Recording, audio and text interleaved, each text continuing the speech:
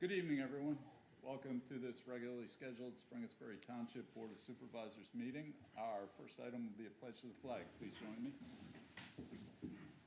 I pledge allegiance to the flag of the United States of America and to the republic for which it stands, one nation under God, indivisible, with liberty and justice for all. This time I'd like to invite Dylan Kimbar forward.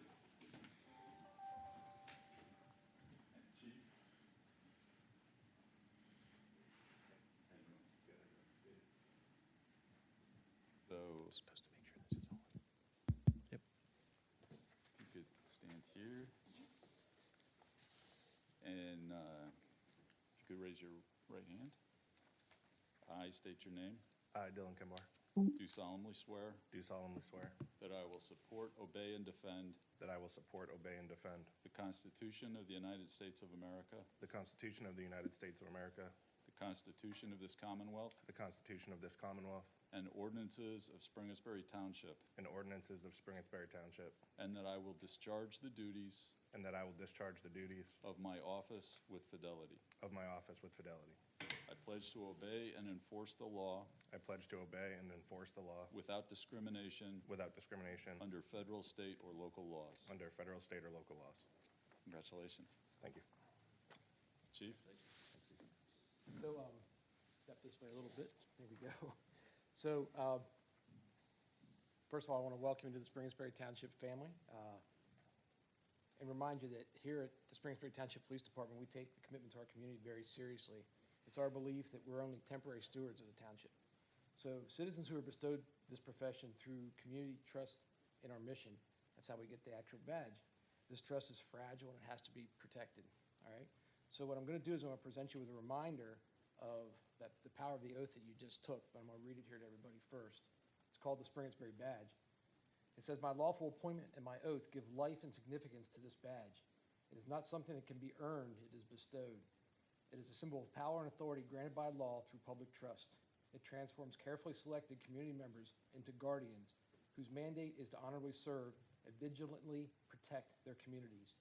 My acceptance of this badge requires a significant commitment, a commitment requiring focus, self-development, honor, courage, and the pursuit of my personal potential. I will honor all that my badge represents for the brief time that I am privileged to be entrusted with its care." So I'm going to present you with that tonight. And Thank you, once Chief. again, congratulate you. Welcome to the team. Thank you. Who'd like to-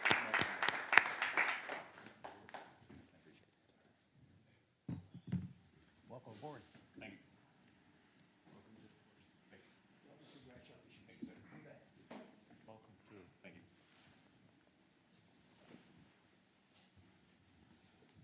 Springersbury has the finest of the finest.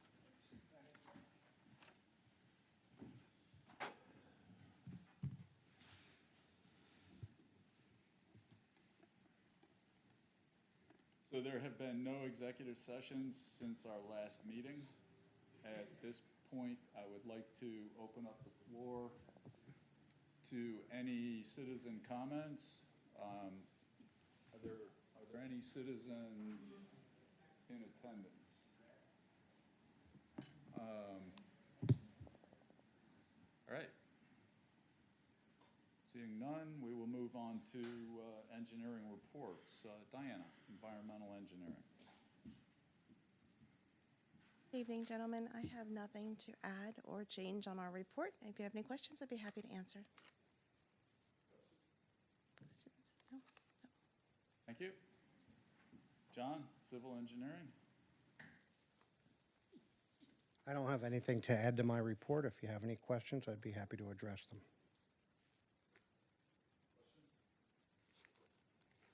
Thank you. Thank you. Next, we have our consent agenda, extremely long list of 3 items.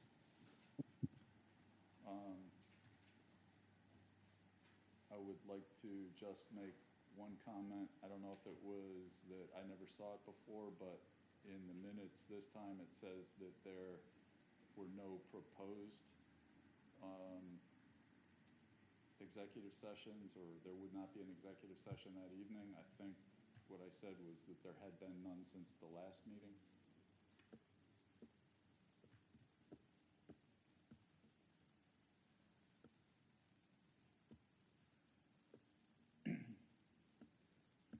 I'll move to approve consent agenda items A through C, including the revision to the meeting minutes.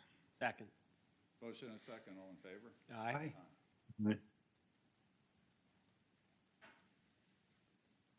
Next, we have bids, proposals, contracts, and agreements. Authorization for chairman and township manager to sign Spring Township Stormwater Operation and Maintenance Agreement for the municipal complex. Mr. Chairman, this is a unique one. We're entering an agreement with ourselves that we're going to follow our own rules and regulations for the stormwater of this project, building project. That is a condition of our notice of termination for our erosion control plan for the police station. Otherwise, we wouldn't have put the township through that effort.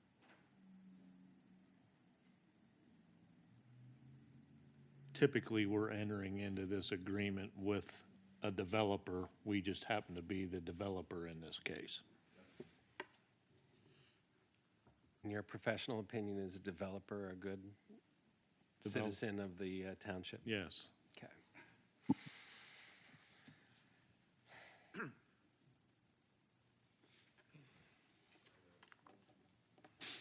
Yes, I move to authorize the chairman and the township manager to sign a Spring Township Stormwater Operation and Maintenance Agreement for the municipal complex.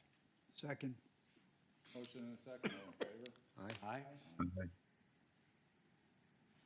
Authorization to enter into a 5-year agreement for purchase and replacement of in-car cameras, body cameras, and taser system for police department through Axon Enterprises Incorporated in a grand total amount not to exceed $348,894.86, which is spread over 5 years. Mr. Chairman, this is, as it states, a 5-year agreement. I will have the chief come up and speak to it more. He's more abreast to everything than I am. But it is a 5-year agreement. It is in the 5-year capital plan, so these items are budgeted. Good evening. The items we have for the Axon body camera system, as stated in the memo, is more than just the body camera system itself. It's actually replacing our entire camera network to include our WatchGuard server is no longer going to be operable. We're now going to cloud storage. It's also going to replace our in-car cameras, our taser system, and we're incorporating a digital evidence software, which we have never had before, a platform which usually would be about a $15,000 to $20,000 per year cost. What that's going to allow us to do is actually take digital evidence from the street. It could be anything from video at a store, camera video from your phone, Ring doorbell camera video. It allows us to send a link to the people who have this evidence. Goes directly into our evidence management software through evidence.com, which is the evidence software for the body camera. So it's a really robust system.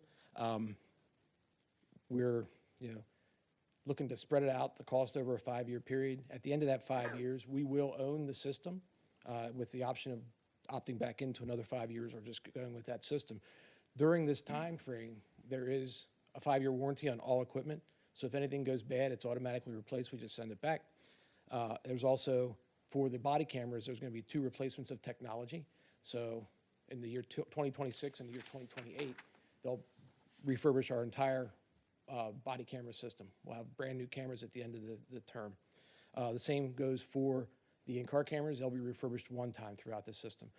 Also, there's a statement in there, I did not include in the memo, that if any new technology comes out during this 5-year contract, it automatically gets upgraded to new technology with this particular agreement.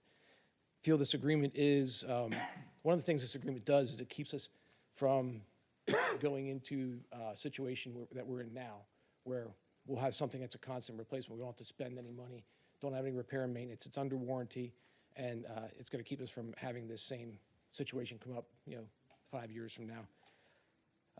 We looked at this with two other systems. One, the current system we have, the replacement system. The reason we need to go to this is the replacement system itself.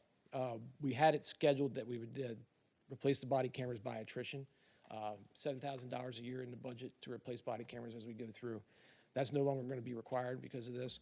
But the problem is the company we had, WatchGuard, got bought out by Motorola, and then they changed the platform. So we would had to have done a complete upgrade anyway because they changed the evidence software, they changed the body cameras, and they changed the in-car cameras. So none of the system would have worked with each other any longer. So this is a necessity, something that we couldn't avoid. I'm open for any questions you might have. So, Chief, did you say that we're now moving from a server-based system to cloud with regard to this purchase? Correct. All right. Have we done any IT due diligence just to make sure that the cloud services that we're going to have are going to protect our data? Has Intrepid looked at this, or have we done any sort of assessment of their cloud capacity? I have not done anything with Elevated. I can tell you that this meets the Pennsylvania State Police requirements for protection of the data. It also meets the Criminal Justice Information System, the CJIS certifications. So it's at the high level, high end of all the data encryption. I do have the specs for the data encryption if you want it. I'm not an IT person. I can read that and I don't know what it means, but I do have them here. This is slightly different than an off-the-shelf software package or a company that hasn't been vetted out if they're selling software into that market. Correct. And Axon's the premier company that sells body camera technology and cloud-based storage for it. You wouldn't happen to know anybody in IT, though, would you? Somebody, a couple people maybe.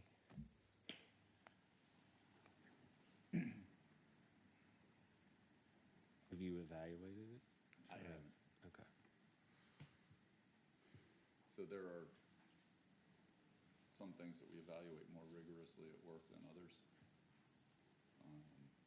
Typically, if a company like this has the types of certifications for data encryption and data security that this type of system has to have in order to be working with state police and other agencies like that, I would be less concerned.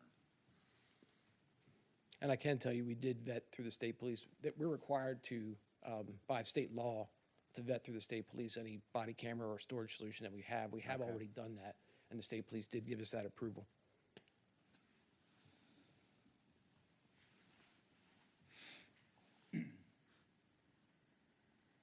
Chief, I have a similar question, I guess, about on the finance side. Do you reach out to anyone else for help with, purchase versus lease decisions and terms of lease and all of that sort of thing? Or who makes those decisions? Or what kind of advice do you get? Well, this particular purchase, what we did was we vetted this through the budget system. I spoke with Terry when we went through the budget process. We had it on the capital improvements plan. We looked at what the overall cost was and what some of the savings were that we were getting from other things that we could take out of the budget due to this purchase. And she agreed that it was a good idea to go ahead with the purchase. Great, thank you. And just to be clear, this is a 5-year purchase plan. We will own the equipment at the end of the 5 years.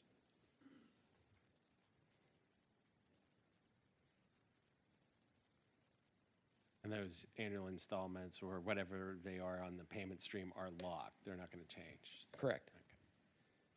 For this 5-year term, I can't this 5-year speak. term, Right, I correct. can't speak to future terms.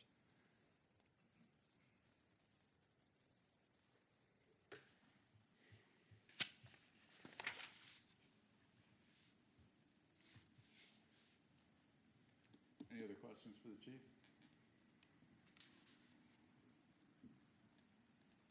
Mr. Chairman, I move authorization to enter into a 5-year agreement to purchase replacement of in-car cameras, body cameras, and taser system for the police department through Axion Enterprises in a grand total amount not to exceed $348,894.86, payable over 5 years. Second.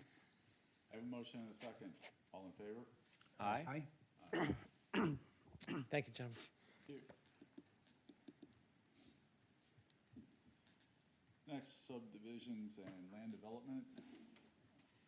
LD 2323-0003.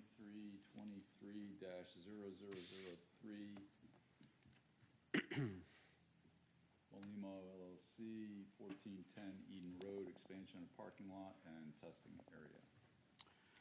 Good evening to the Board of Supervisors. This item tonight is for discussion purposes only. They were at the Planning Commission to date.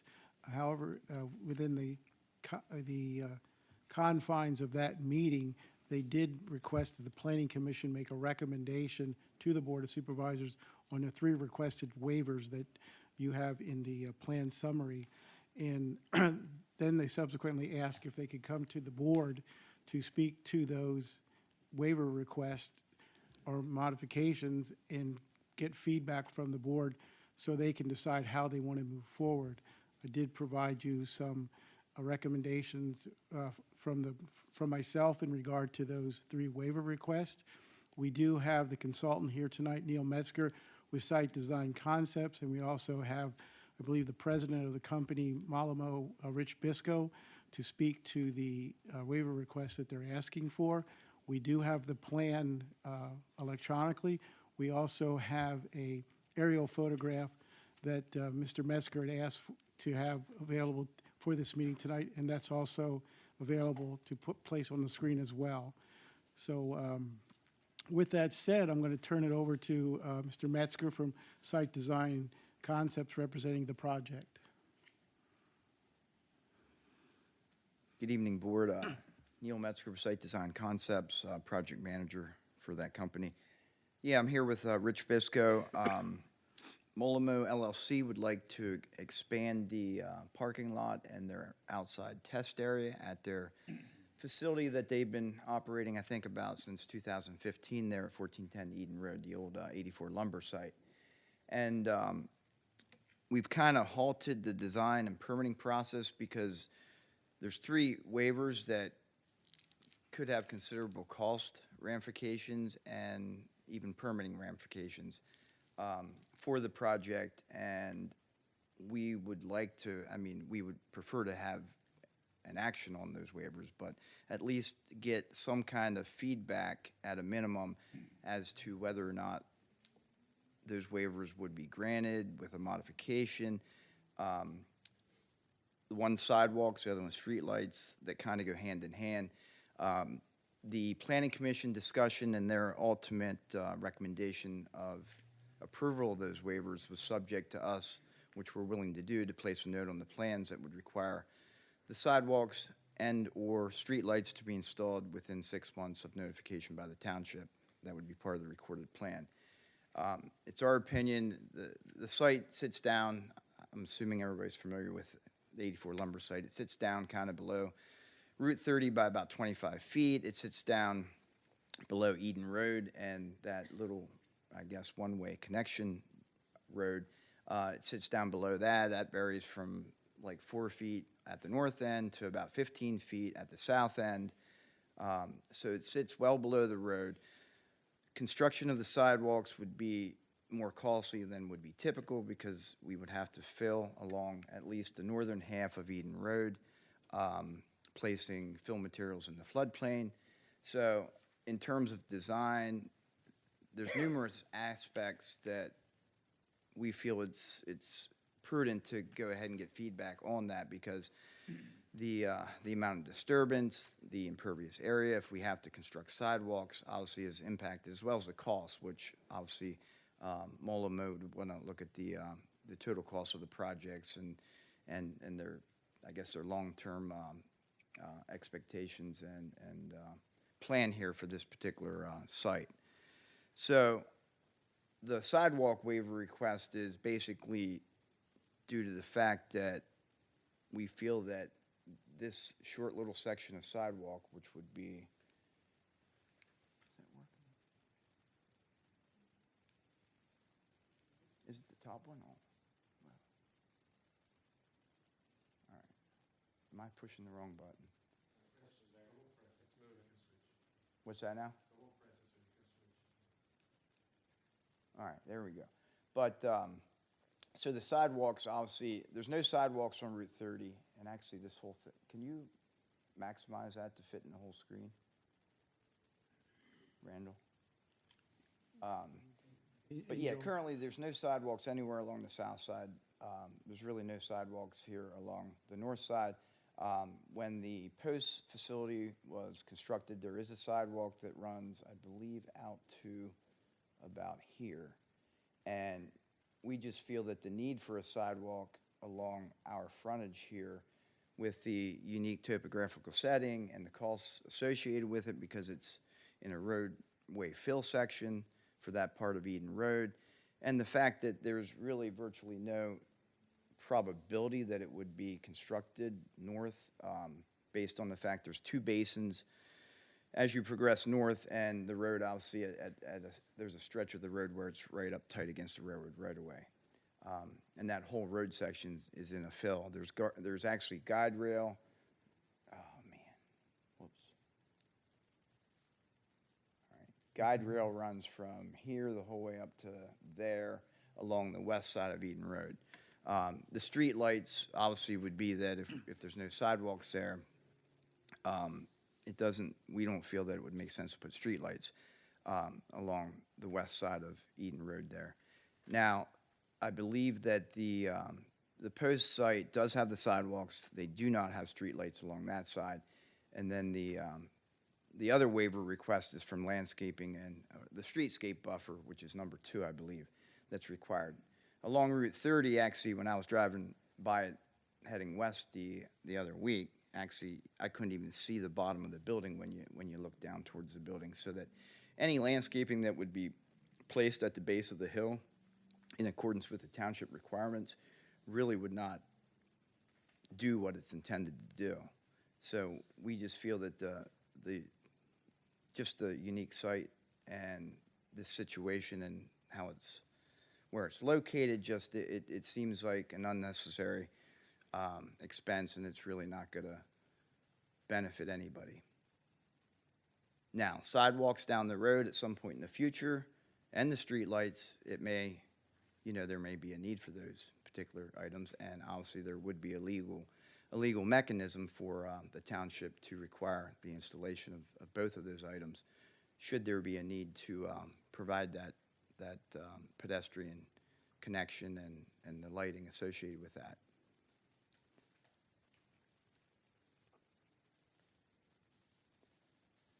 So we're looking for some, I guess, feedback and action on it. The plan, I don't know if the supervisors have seen the plan. Neil, they've received copies. Okay, so they've seen it. Yeah, I mean it's a decent sized expansion of their outside area to obviously accommodate some additional parking as well as areas that they can further test construction materials. So what was the opinion of the Planning Commission on this? The Planning Commission approved, if you will, recommended approval to the Board of Supervisors for the sidewalks and the streetlights with the 6-month note on that. And then they approved the landscaping as it was shown on the plan itself. Which is now on the screen. The landscape plan is presented on. Yes, like we are proposing streetscape landscaping along that section of Eden Road. It's not as intense as full compliance, so it would be a modification. Come on. But, so there's a billboard obviously located, or a billboard that's located right here, so that, obviously there's 25 feet of fall here. Any landscaping along here actually wouldn't be seen unless it gets tall enough that it actually blocks the billboard, which there's legal agreements that require the visibility of the billboard to not be blocked.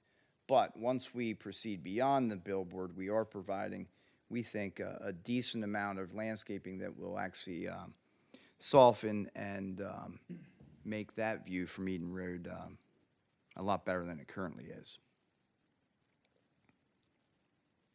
So I also noticed on here, Randall, that your recommendation is to disapprove the modification for sidewalks and streetlights, That is correct. along with the partial modification of the buffer yard. That is also correct, where I indicate that they would get the remaining portion of the frontage on Eden.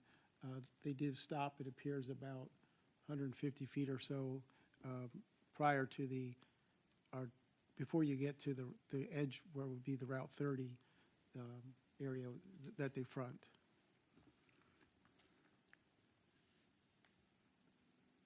So, Mr. Howman, you're recommending that this section here be filled in as well?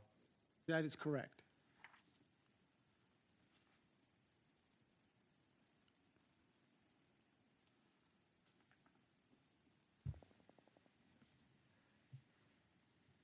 Within the context of my recommendation was, I did not say that you would have to do anything to the property that's on Route 30. You could leave that as it is. Now, was it full compliance with the streetscape buffer too, or consistent with what we've done for the section from the billboard north, I guess?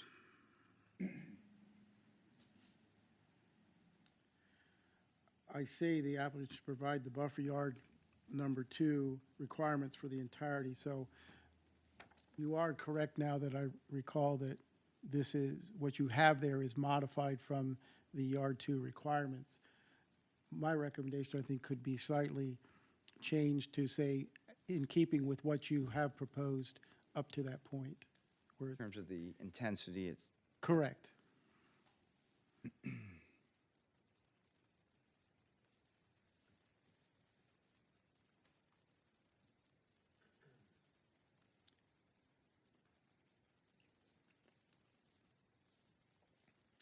And it should be noted, based on the post land development plan, I think they got some relief for a less intense buffer along that section of Eden Road, from what I could tell.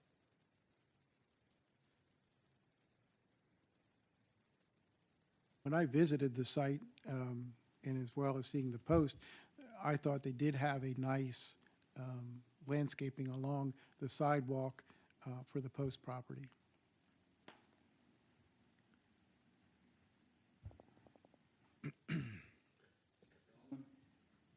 Questions, comments?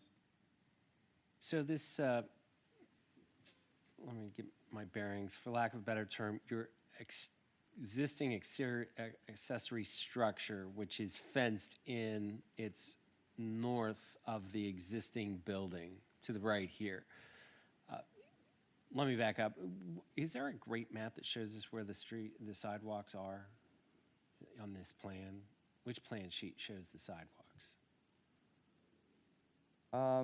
There are no sidewalks proposed right now. Okay. All right. There's no sidewalks in this area other than the sidewalk that was put in as part of post. Okay, that's what I thought. So then, where are we suggesting you put the sidewalks? Staff? Along the frontage of the property, the whole frontage, Out to on Eden Road. So it would go all the way out to that bump section, come into the property, through the mouth of the property, and then connect again, and then go back out to the property along that slope? The answer is yes. Okay.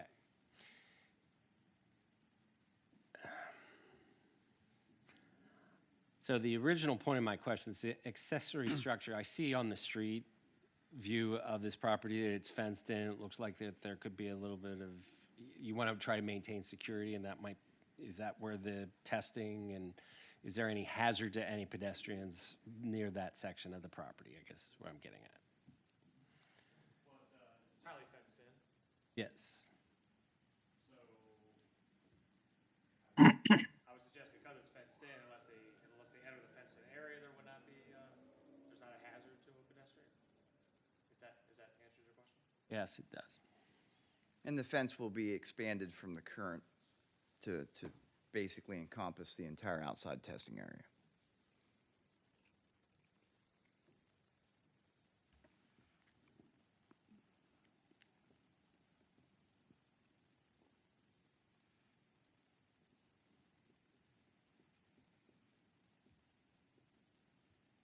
Was any consideration ever given to if the board were inclined to put the 6-month note on for sidewalks and streetlights?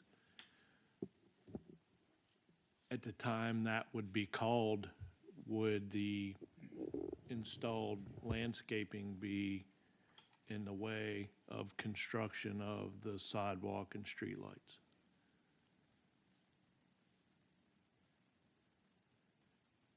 I'd have to look at how much fill and how far, whether we'd have to have a 4-foot strip and what is the standard, 4-foot strip, 5-foot sidewalk?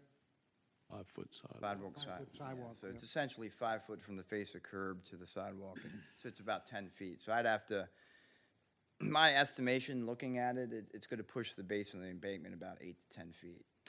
Based on, I mean, currently the embankment for the most part starts right behind the curb. So, but no, we can locate the landscaping so that any fill in the future, if that requirement were invoked by the township, would not affect that landscaping. Other than obviously access and then we'd probably start filling from the driveway and moving north. Yeah, I think that the manager's question is very apropos, because I'm concerned that if we would ever exercise that 6-month note, that then someone's going to come back and say, yeah, but it can't be done because of the way we built this.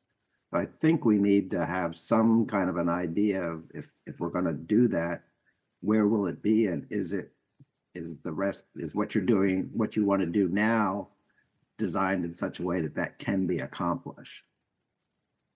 And my second issue with what the engineer said was that there are legal ways for us to enforce that 6-month note. And we've been putting these 6-month notes on things for quite some time, and I don't know that we've ever confirmed that they would still work if we ever desired to trigger one of those. And that's a question that we might want to consider before we keep using them. We have used it once, very recently. I got 0 pushback, but that's to your point. I didn't get pushback at all, so it wasn't an issue, but. I mean, I don't know how we would enforce that if somebody didn't want to do it, other than put a lien on their property so they can't sell their property until they do it. But I just don't know. But it seems something that we ought to be sure we understand before we move too far with it. I'm just taking a look at some of the street view here, and it looks like kind of claiming that the steep slope area is the reason, but only one small section of it is steep slope. North of the driveway would require the fill, would require placement of fill. The embankment starts, Looks like it's south of the, I think there's a slope here into this. Yeah. It's all sloped. This Yeah, slopes but it's down. not. I don't know, it doesn't look, Well, look at that curve right there, Mark. See, I think that's a bank going down. yeah, the southern part from their driveway out to 30 is, I mean, there's a big wide flat area, because I think that's where Eden Road, I think, used to go down through. But once you're north of the driveway, obviously, it's not just putting the sidewalk in. We'll have to fill that area, and if Mr. Bishop, what I understood was, obviously, we could do a plan that would show where that future sidewalk would go, and even any future fill that would be placed, that it would be able to be done if that were a requirement.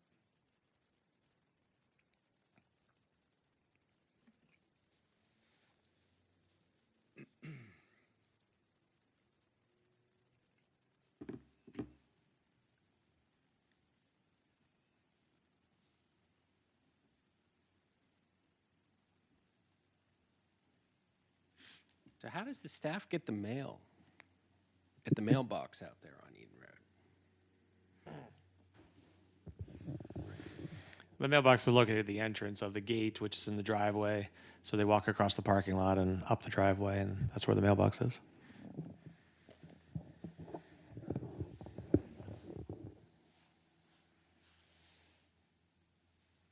So I'll throw out my view for what it's worth, since you're asking for our views at this point.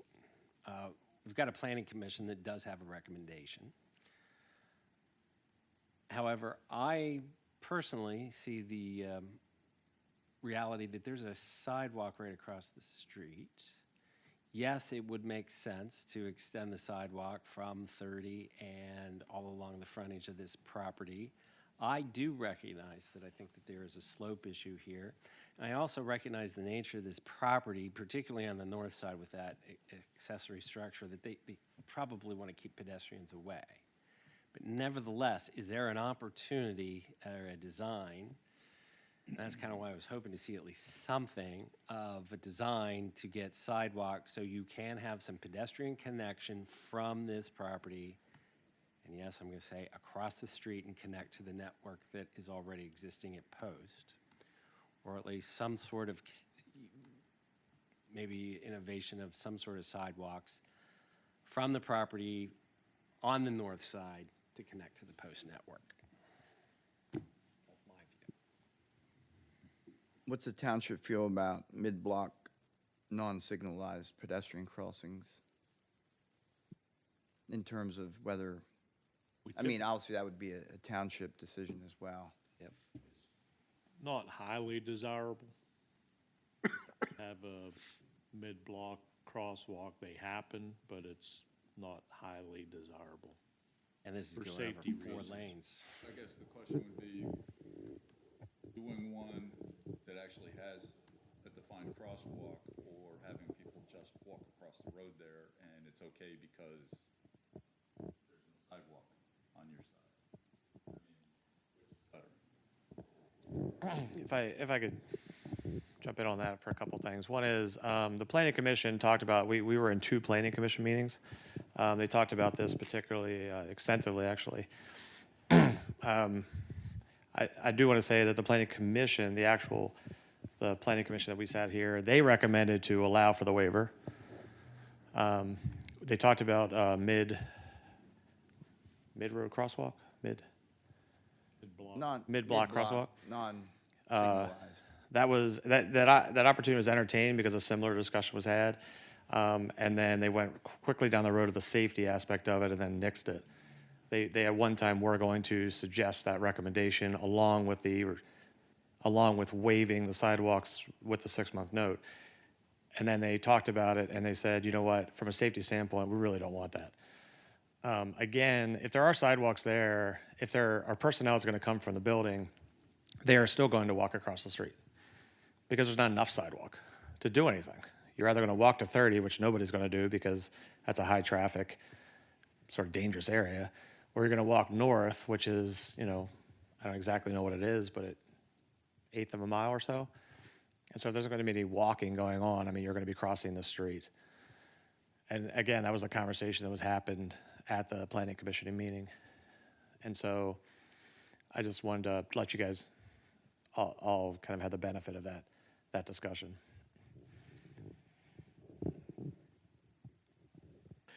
The only information I'll provide to the board that I know from my experience is, believe it or not, in other intersections along 30, there's more pedestrians crossing than you would ever believe. They have a reason to cross. They may not have a reason to cross Route 30 at this location presently, but 2 of the intersections that we have, that I've noticed a lot of pedestrian traffic, is just west of here, where Sheets is in Manchester Township. I realize there's hotels there and such, and there's coffee shops on one side. That gets a lot of pedestrian traffic across Route 30. And in our township, North Sherman Street and Route 30 gets pedestrian traffic, which I believe is mostly to and from Rudders. So people do cross Route 30. They may not cross here presently, but that could change in the future. Mark, if I may, both of those intersections you talked about are currently have lights. There's no light here at this intersection where Eden Road dumps into Route 30. You can only go one way on Route 30, and there are no lights here.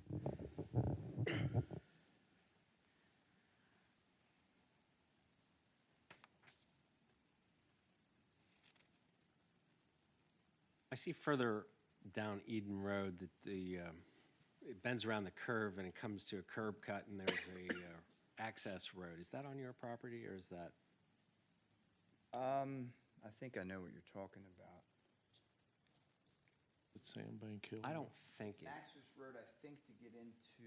No, well, There is an access road just beyond the limits of our property. There's a storm. it is not on your property line. And there, I believe there's some monitoring wells and Yep. stuff just north of that. So I don't know if it's access to get into that. It actually goes back to the rail trail, I think, That's too. the sanitary sewer line. Oh, is The it? Old Harley Davidson. It's still current. Post uses it, but that's the access to get down to that manhole.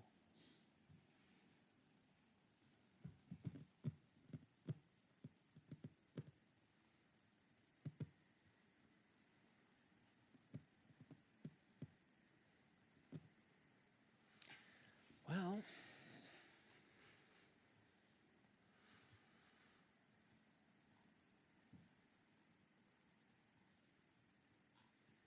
Is there any other information that we can provide that would help you with coming to a decision? I think the way I'm looking at this currently, and I don't get in this particular area a whole lot, but the times I do go through there, what's the question in my mind is, where would be the destination for the people using the sidewalks? Because there isn't much in that area beyond the post building. So there's no retail in that area, there's no residential nearby. I'm trying to justify the use of the sidewalks, and I'm coming up empty. At least and again, I get the point that someday it may change, which is why we've used the 6-month note in the past. Yeah. But today, I'm not sure what the demand is or what the foot traffic is like in that area that would use these sidewalks. Does anybody know? I don't think that there's a lot of foot traffic there. And I will say, if the sidewalks weren't across the street with the post facility, I would have agreed with the Planning Commission's recommendation. That's the rationale behind it. We've got something there, and again, I don't know the exact length of that sidewalk, but it's something, if you will, that somebody working at either one of these sites can utilize that to go a short distance, relatively speaking, but that there are sidewalks there. So the thought was, as our ordinance says, that you're supposed to put sidewalks in, so that's where my rationale was coming from. If they weren't existing, I would have not taken the position I've taken. there's another layer to this issue there, I think, too, George, is that, this is a capped Superfund site, so I think there's limited development potential, at least for the foreseeable future. So it's not like you're gonna have residential use back there. I guess maybe someday you may. So I guess from my perspective, I would be comfortable with the 6-month note. On both the sidewalk and the streetlights. To me, they go hand in hand, yes. I would be as well. Randall's suggestion for the modified buffer. Fine with that. Would be as well. Don?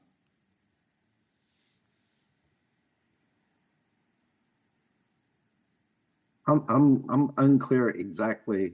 I'm not disagreeing with anything anyone said, but I'm unclear what our role is here today. So we've just been asked for input. Is that correct?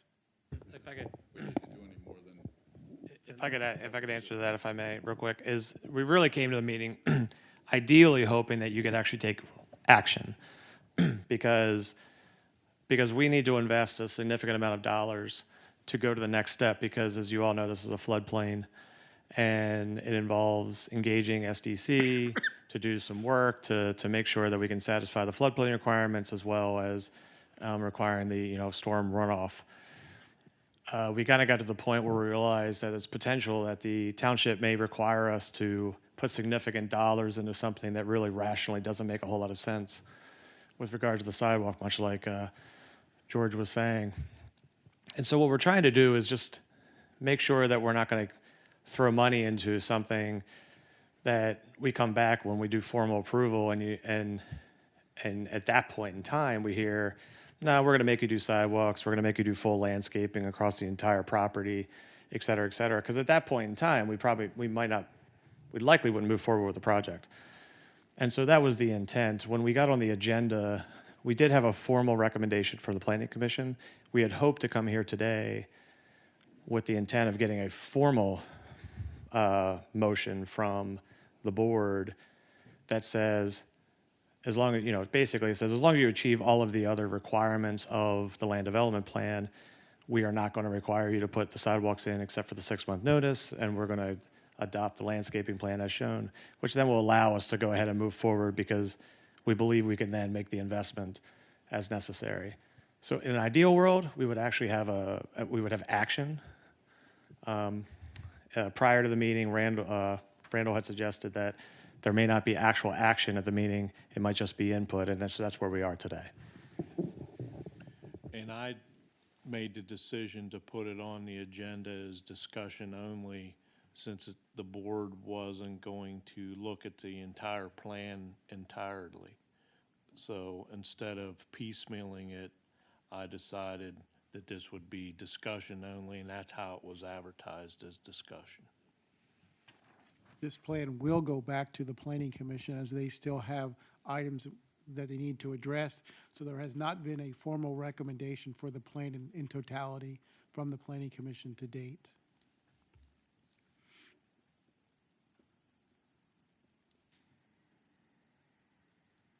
So, If it was Well, not advertised for vote.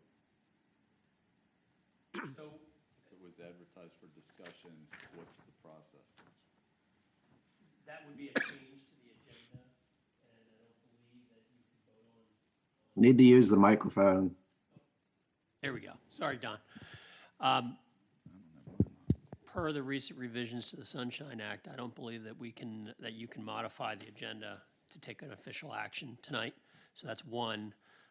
Number two, I would concur with Mark's comments about piecemealing this.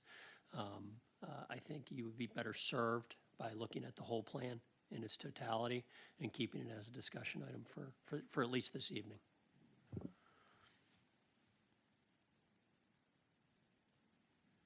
So given that, from my point of view, the only, I don't disagree with most of, I don't think we need to force this applicant to go through all kinds of hoops.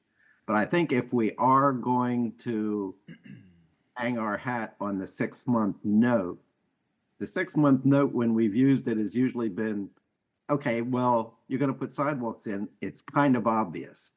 In this situation, putting sidewalks in may not be as obvious, so we may need to at least see some kind of a rough plan or something, or some kind of acknowledgement that this is how that would be achieved if we were going to ever exercise that 6-month note.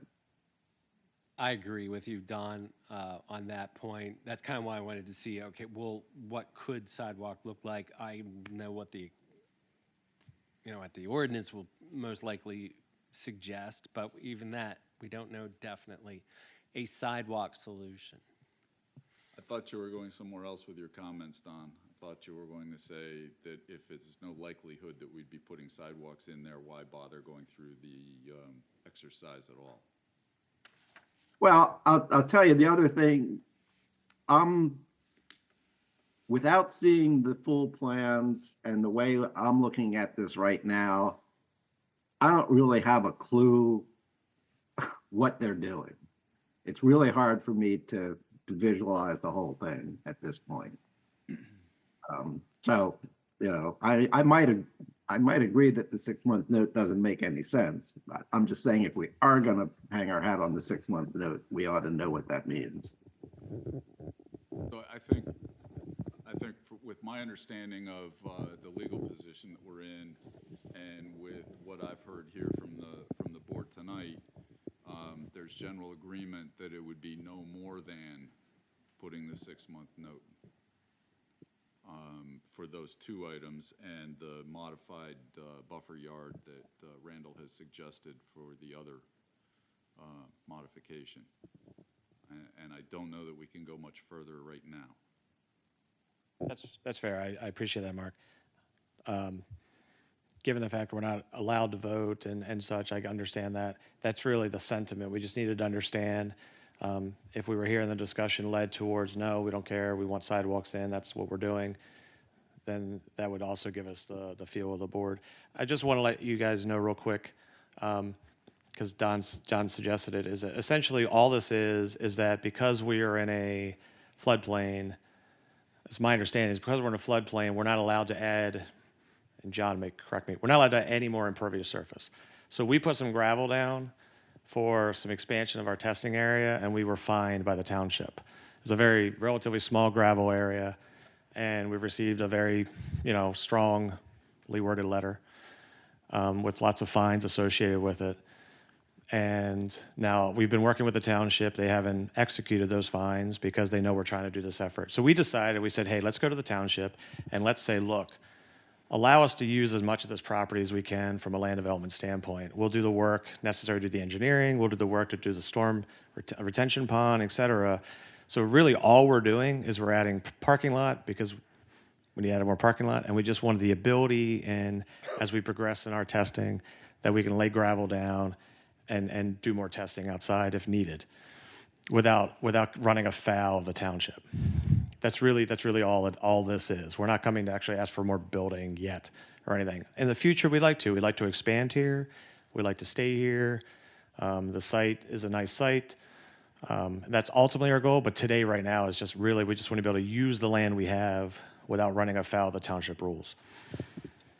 And so hearing what you just said, Mark, it sounds like the sentiment as of today is, you're staying with the planning commission recommendation with a little bit of modification with Randall's where, maybe take the landscaping and push it a little bit further south.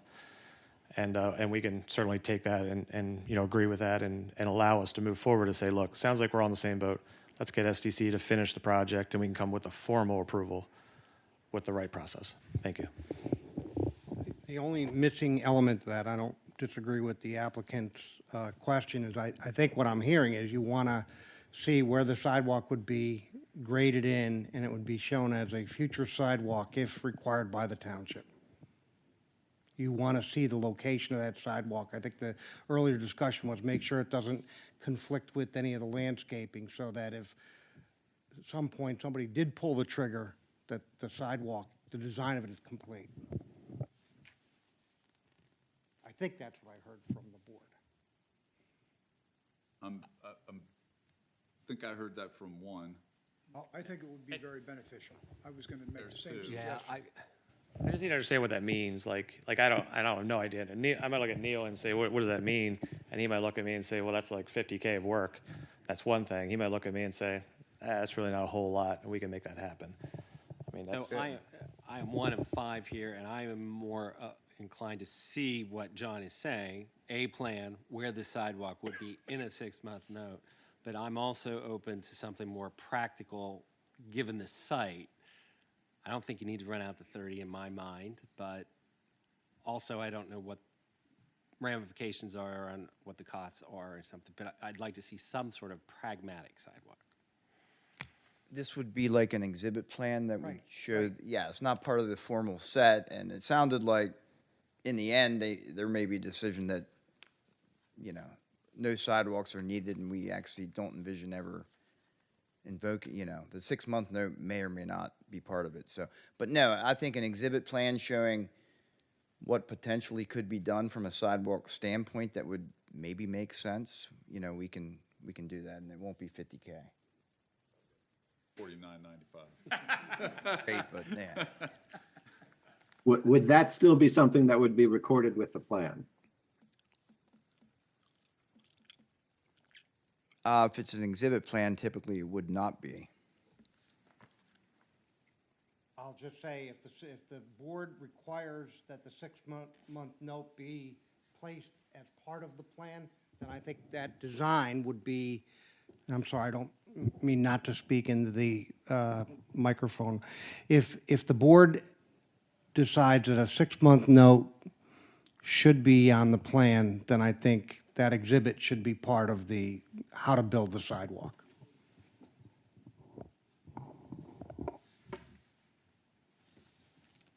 Okay, sounds fair. All right, we appreciate your time and thank you and have a good evening. Thank you, gentlemen. Thank you.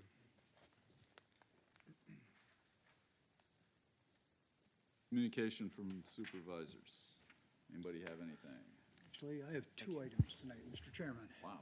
The first one is the Springersbury Township Volunteer Fire and Rescue Board made us aware, and I made Mark aware, that there is something in their bylaws that requires an annual audit of their books, which, to the best of my knowledge, in the last 5 years has not been done, and they didn't know how far back it hasn't been done. But Mark is discussing it with Terry, and they're going to try and figure out what it's at township expense, but it hasn't been done. So they just wanted me to pass that along to the board. But it's the bylaws of the organization, nothing state or federal that requires that. Correct. And the, In theory, the bylaws could be amended. Bylaws. Yeah, they could be amended. and the other item is with respect to the Galleria, and I've also made Mark aware of this.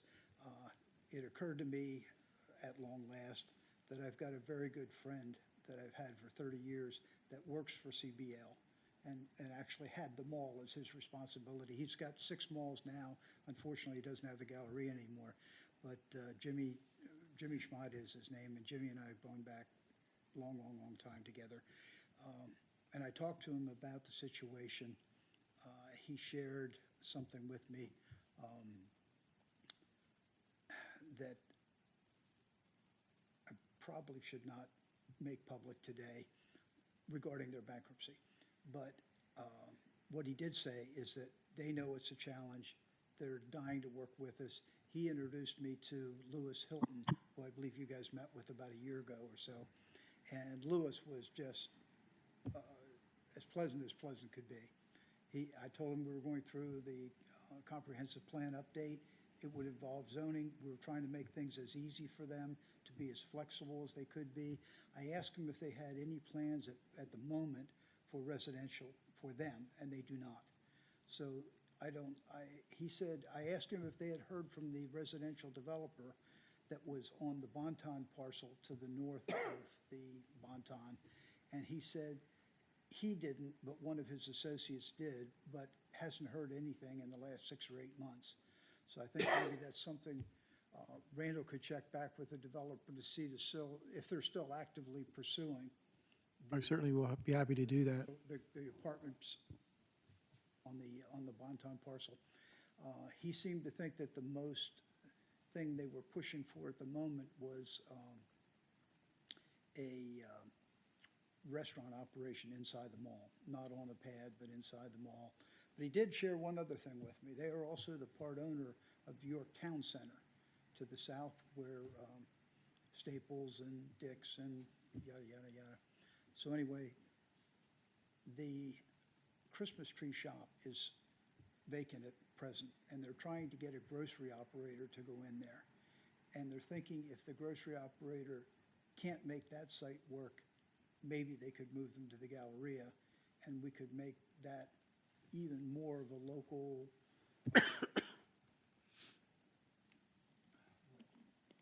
opportunity for residents in the nearby neighborhood to make more use of it with a grocery operation in the Galleria. So, pie in the sky at this point, but So, Mark, something they're thinking about as well. correct me if I'm wrong, but when we talked to Lewis Hilton, he was talking about the concept that they had been kicking around of putting apartments on the south side of that complex. Correct. basically mid-span between Boscov's and the casino. Yes, and I don't know how much I can say, so I don't, yes, there was a residential component at that time in his mind. So, yeah, it's been a year. I have a recollection that they did discuss that. Maybe not that they were going to do it, but that it's something that had been talked about. He did mention that they're not residential experts. They would have to partner with somebody that was. But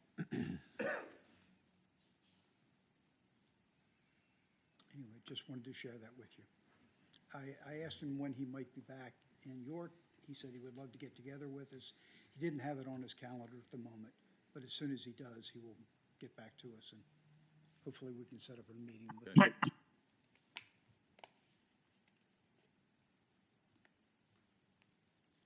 Anybody else? I do have one thing. I'm not sure how we should deal with this, but you know, the board did receive that letter November 20th from a developer in the township concerned about the conduct of some of our appointed volunteers, I guess. And to my knowledge, this board never really did anything with that. And I brought it up at the reorganization meeting, and we learned what the manager had done. And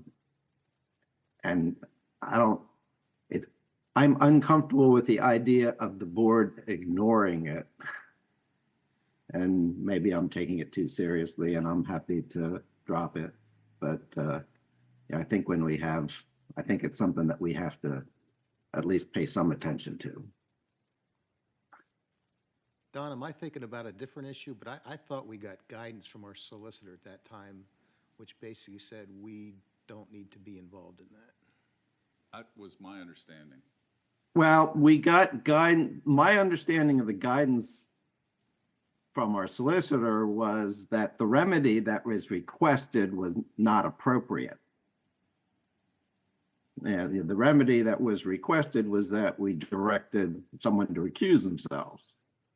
And I'm fine with that opinion from our solicitor that, you know, we don't have the power to do that.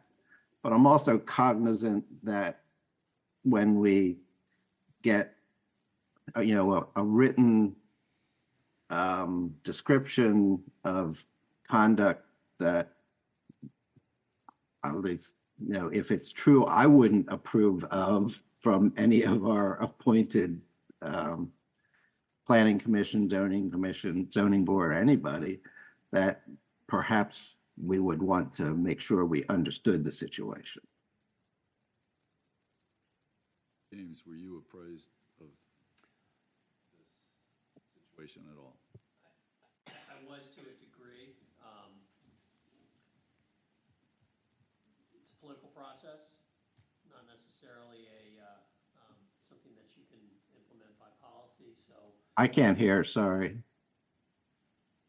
is that better? Got it? Okay, cool. Make sure I got the. I think you just have to push it. Oh, you push one. Okay. yeah, just make sure the light's green. If it's red, The it's other not township on. I have, you got to keep it pushed down. So used to.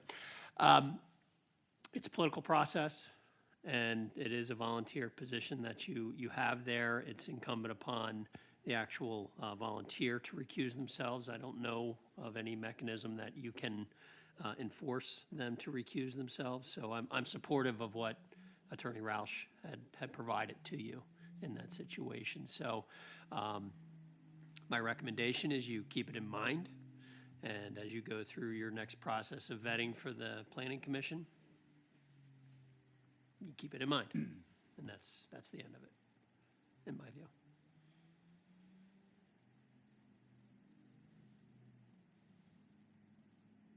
You look pensive, Don. I'm always trying to decide when to just shut up. This might be one of those times. Well, I'll make it as moderate as I can, that I agree with that advice, and it's unfortunate that it comes 10 days after we actually could have used it in the reappointment process.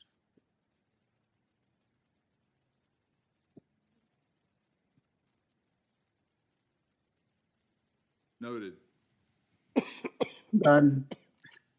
Thank you.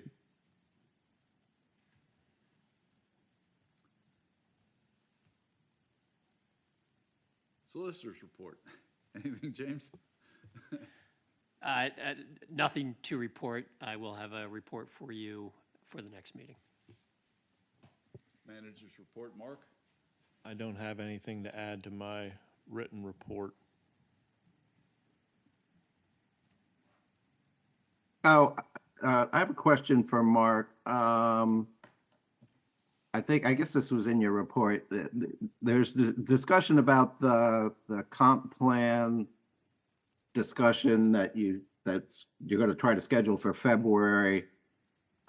Is it appropriate for the board to, there's mention of a draft version of a comp plan. Is it appropriate for the board to review that copy of the draft of the comp plan at this point? Sure. That would have been part of when we do schedule the work session. Randall and I are meeting with Marion, I think, next Monday. I will send it out to the board after that meeting if there's nothing that changes from that meeting. Okay, great. Thank you. Yeah, the comprehensive plan did meet earlier, as you saw, and we do have, as a committee, the comprehensive plan steering committee has until tomorrow to provide comments to the draft that's already in place, that I think that you'll see then next week.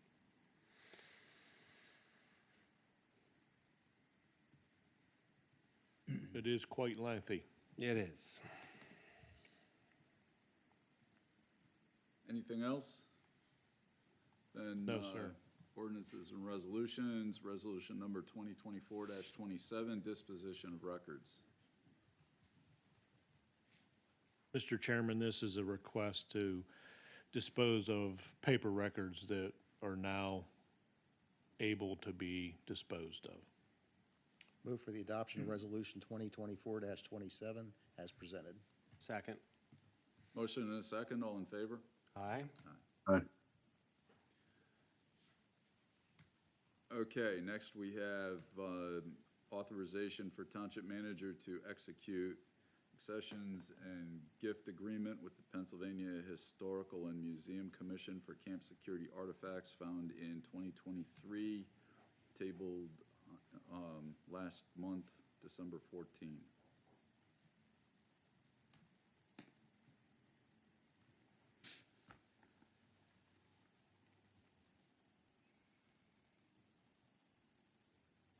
Discussion. Which was essentially just tabled because we had never seen it, right? Correct. Okay.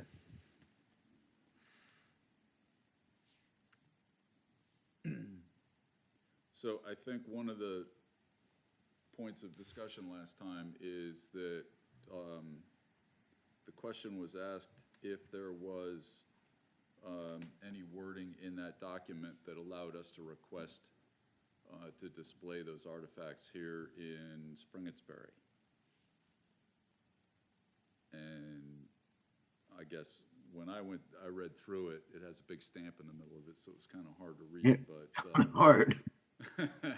but I didn't see any wording in there other than everything that we give up by giving them all of the artifacts.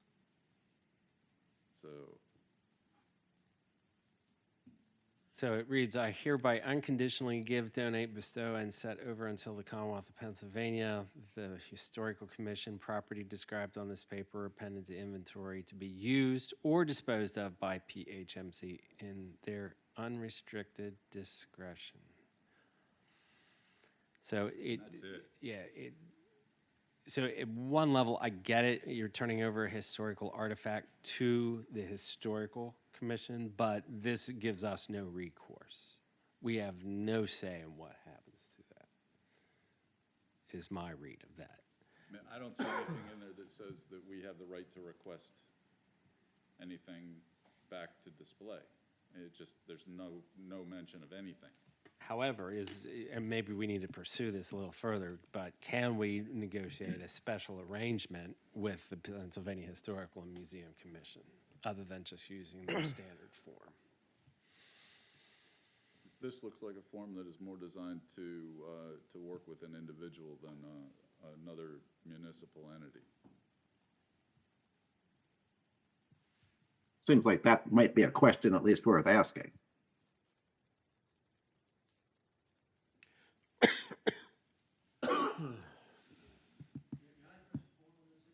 Certainly. Please.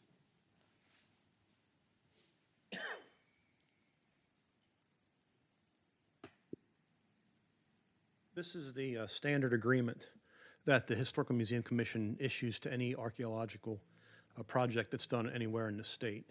And basically what it's doing is giving the Historical Museum Commission ownership of the artifacts. There is nothing that prevents the township from borrowing back any of those artifacts. In fact, we had a number of them here on display before the building was renovated. And we were hoping the new building would have a space to bring more artifacts back to put on display. And if the township has a place to do that, now they have certain requirements we have to meet, like the case has to be locked, there's certain lighting requirements that they have and so forth. But being the Friends of Camp Security, went through the paperwork before to get artifacts down here, and it would not be a problem for us to do that again. And they're more than willing to loan us anything from the digs that we'd want to bring down here. That's what I had heard at the last meeting as well, but I'm confused because this document doesn't give you any of those rights, and they can dispose of those at their leisure. So They would not accept the artifacts if they were going to do anything other than keep them permanent. I mean, the idea is that an individual, or in this case, the township, can't come back to the Historic Museum Commission and say, well, that's our property, we want it back. This is turning over legal ownership to the Historical Museum Commission. But it does not prevent the township or anybody. I mean, there are literally camp security artifacts that are on display now in Philadelphia at the Museum of the American Revolution. So there's no problem with loaning these artifacts. And in fact, the commission would like to have more of them out on display, particularly in this case, because it'd be in the locality where they were unearthed. Well, that's great to hear. So if they would like these to be out on display, then they should probably adjust their standard agreement to allow that in their standard agreement. Yeah. I can't speak legally on that, but I think there's probably an attorney drew, I'm sorry, Mr. Sanders, but I think an attorney drew this up to protect the Historical Museum Commission. And if you're not familiar, there have been cases in the past where people have donated things to various historical places, and then they've come back, or their family has come back years later and said, well, we'd like to have these things back. And so this basically is saying that the Historical Museum Commission will have permanent ownership of the artifacts. They're not going to do anything with them except store them in an appropriate condition. And if anybody here would like to, I can certainly arrange a tour of the State Museum to see the artifacts. Carol Tanzil and I have been up there 2 or 3 times now to see the artifacts. And it's just a matter of making an appointment if you want to see them. Yeah, I guess. What do you think? Boy, we're really putting you in the hot seat tonight, aren't we? Why don't you put the, I don't know if there's an executive director or legal counsel. Do you want to put them in contact with me? And I'm more than happy to have that conversation. Okay. See if we could modify the language of the agreement. All these agreements are, everything's negotiable, I guess, to a degree. So I fully understand surrendering the title to the artifacts, but that's- not all the rights. And this says Well, that kind of we're is, waiving. Well, I'd rather them manage the assets than us, but we have a claim to use them as we see fit. Yeah, in on loan compliance, or, on or, loan, you know, right. storage here, however or you want on to. display At least, here. I guess Yeah. I'd at least like to see what their agreement is to be able to loan back. I mean, okay, so we heard that it was in this agreement and it's not in this agreement, and then, Well, this agreement is not a loan agreement. A loan agreement's a totally different I package. think we asked that question specifically last time, that No, in somebody this- asked, in- somebody asked if in they the could be loaned agreement- back to the township, and we said yes. And I didn't bring that file along, or I could show you. There's, to get us a loan, there's a file about this thick you have to fill out, because we have to, I don't know, Mr. Hodgkinson wasn't here when we did it the last time, but we have to fill out like the square footage of the building, how far the case is from the door, what security is provided to the artifacts, all that type of information, which we did with the last one or two township managers ago, to get that here. So that's a totally different form. This is, I mean, it's a standard agreement. It's the same one that's been signed for all the previous digs to transfer the artifacts. And it's a standard agreement actually across any historical institution where all rights are given to the institution so that a person can come back. A good example would be copyright. I deal more with documents than I do with artifacts, but if you don't sign over all rights, somebody could say, well, we gave you property rights but not copyright to this particular thing. And we could say in this case, well, we gave you rights to ownership of the artifacts, but not the right to sell pictures of them, which would be like a copyright type of thing. That's why it says all rights in that. I mean, I'll be glad to put the people in touch with Mr. Sanders, but it's just going to be another hurdle that we have to jump through. But if that's what you require, that's what we'll do. So.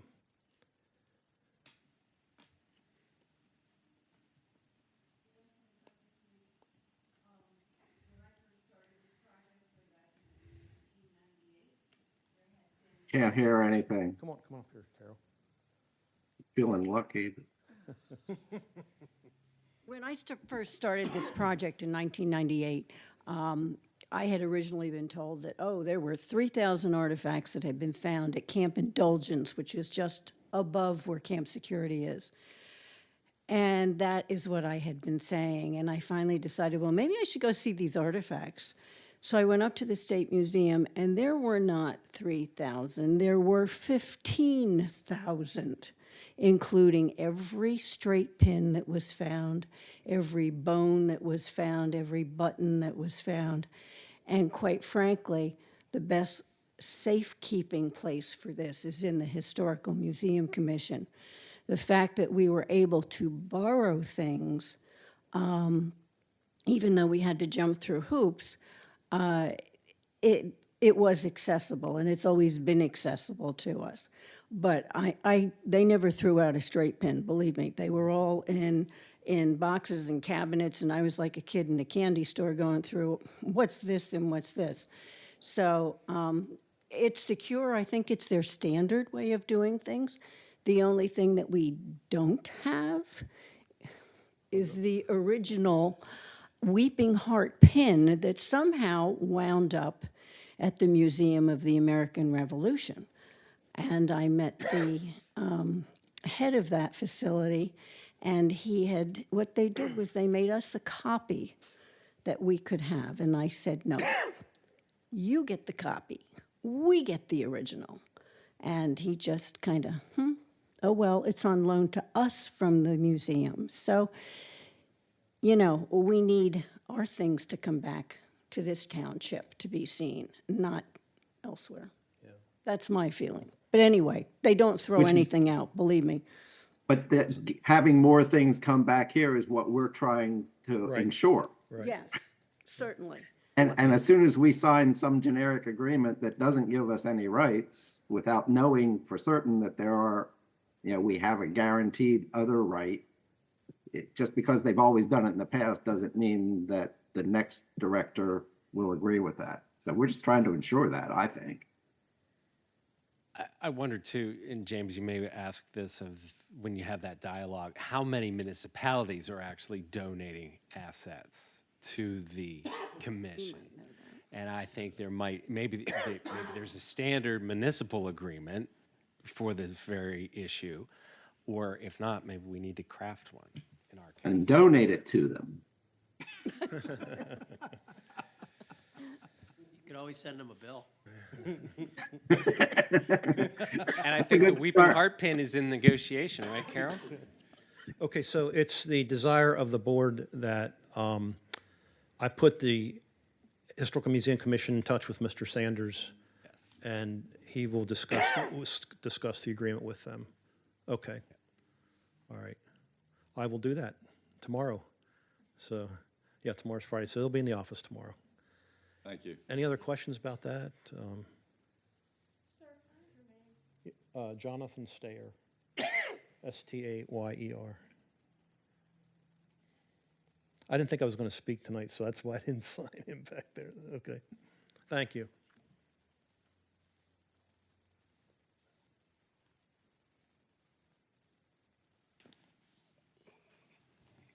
I think our last item is acknowledge receipt of SEK's 2022 financial statements for the period ending December 31, 2022.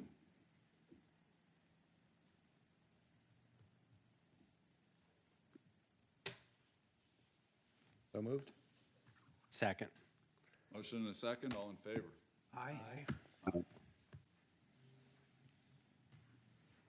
Meeting adjourned.